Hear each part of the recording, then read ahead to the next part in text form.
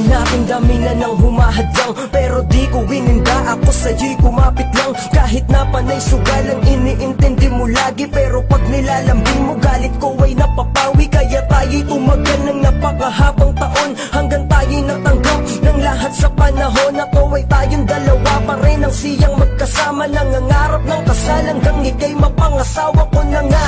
Alam mo bang sa'yo ay masaya ako sa bawat araw-araw, maging sa pinikula nating dalawa kung saan lagi tayo ang tambal. Pero sabi nga ang tao at problema ay kambal, at dun pumasok ng balitang mayroon kang karamdaman, nagka-cancer ka dahil sa iyong kaabusuan at di mo pinaalam sa amin at pinalala mo. Magmula nun napakarami na sa atin ang nagbago. Mahal, wag kang bibitaw dito sa aking kamay. Malulumbay ako kapag wala ka na, dahil may pangako ka sa'kin. Sana wag mong baliin na magkasama tayo hanggang sa langit.